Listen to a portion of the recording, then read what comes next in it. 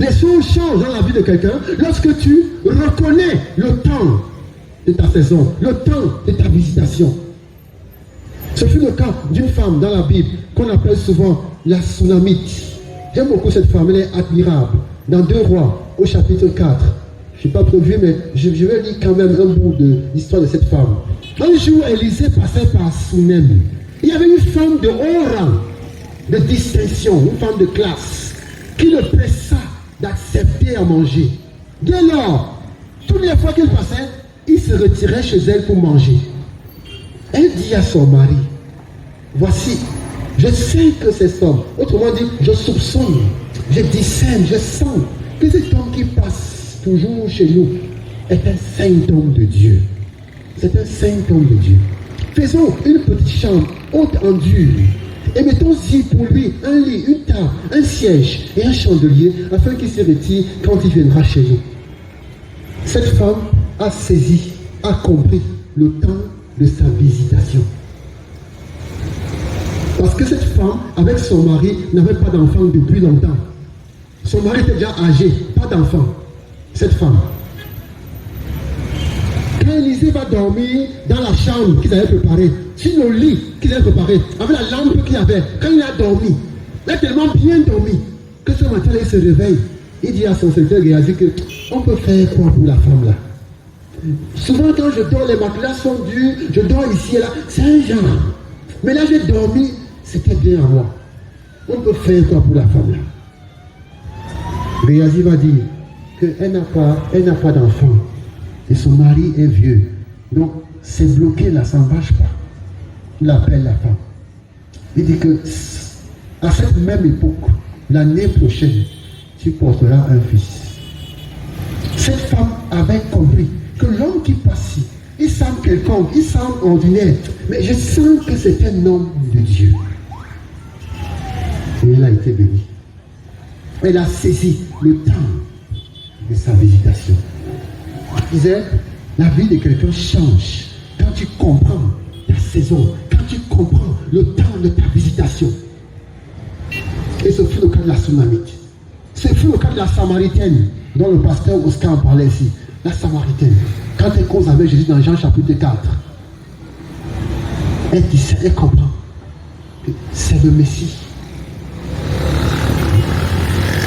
Imaginez que les apôtres Jean, Pierre ou encore Matthieu n'avaient pas répondu à l'appel de Jésus.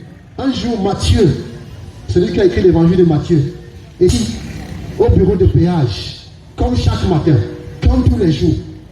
Et un homme passe là, c'était Jésus, et il dit, suis-moi. La Bible dit que Zachée se leva, Matthieu se leva et le suivit. Imaginez que Matthieu avait dit que, non, après, occupé, tu ne vas que s'occuper. Non, Jésus dit, suis-moi. Je vous ai dit la dernière fois ici que quand le Seigneur vient, il ne dit jamais que, s'il te plaît, est-ce que tu as un peu de temps? Est-ce qu'on peut causer un peu? Est-ce que, s'il te plaît, non!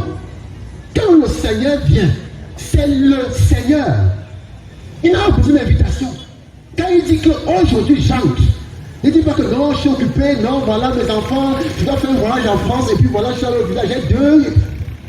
Quand Jésus dit que c'est maintenant, s'il te plaît, ne dis pas après. S'il te plaît, ne reporte pas. Matthieu s'est levé et a suivi Jésus. C'est comme ça que les opportunités se présentent. Tu ne les as pas prévues. Tu n'as pas pensé, tu n'as pas planifié ça à l'avance. Tu venais seulement t'asseoir ici. Parce que tu entends du bruit. Mais Dieu est en train de te parler que le temps du changement est arrivé. Un changement radical. Un changement plus important que ton mariage. Plus important que je ne sais pas quoi d'autre que tu as fait. Ce changement-ci, c'est un changement de vie. C'est un changement qui aura une portée éternelle. Ce changement, cette décision, toute ta vie, la suite de ta vie en dépend. Non seulement la vie sur terre, mais ta vie après ta mort.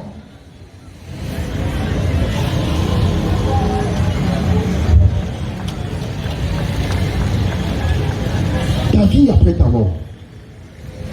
Il y a un instant T que le Saint-Esprit te donne de comprendre pour être visité. Un moment, tu sens que c'est le temps pour être visité.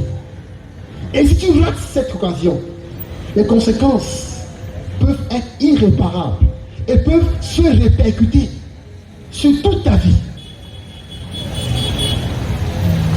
Voici la suite de l'histoire de Bartimée. Ceux qui marchaient en avant lui faisaient des reproches pour le faire taire. Quand il a commencé à crier, pour le faire taire. Ceux qui marchaient en avant, c'est en même temps la foule là qui lui a dit que c'est Jésus qui passe, c'est les mêmes. C'est cette foule là dont on parlait un peu plus haut.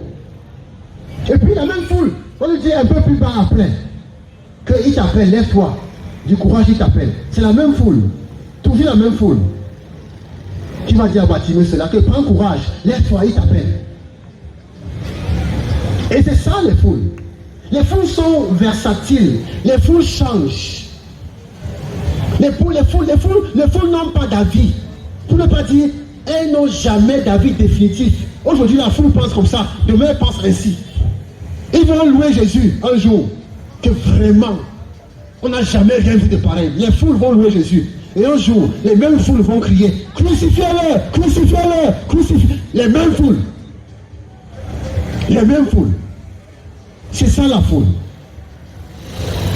Ici, ils vont indiquer à Bartimée que Jésus passe. Et puis, ils vont adresser des reproches. Que tais-toi, tu cries trop fort. Et puis, finalement, quand Jésus l'appelle, c'est eux qui vont dire que lève-toi, il t'appelle, va, il t'appelle, va. La même foule. J'aurais pu titrer mon message de ce matin, de ce soir, sors de la foule. J'aurais pu titrer mon message de ce soir, sors de la foule. Quitte la foule. La foule ne rencontre pas Jésus. Jésus n'a jamais rencontré les foules.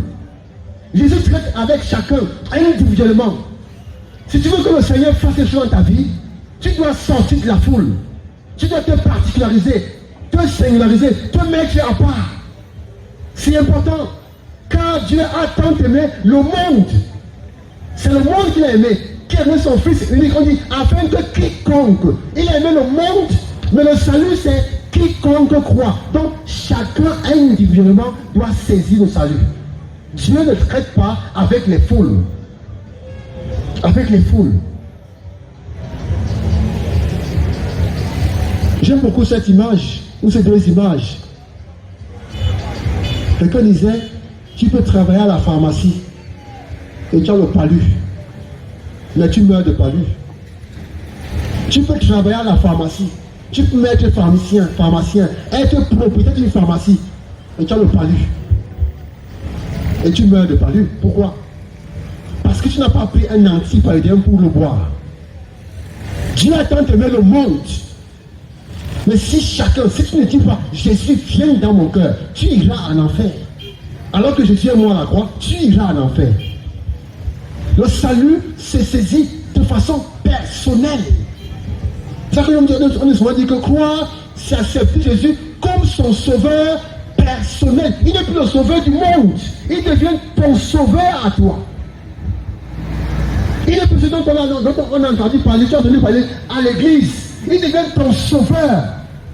Ça veut dire quoi? Ça veut dire que sa mort à la croix prend une signification pour toi personnellement.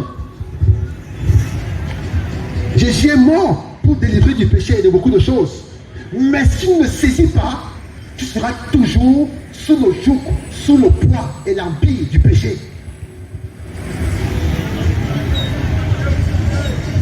Tu peux travailler à la savonnerie. Tu peux travailler là où on fabrique le savon. Mais tu es sale. À moins que tu prennes un morceau de savon, tu te laves avec.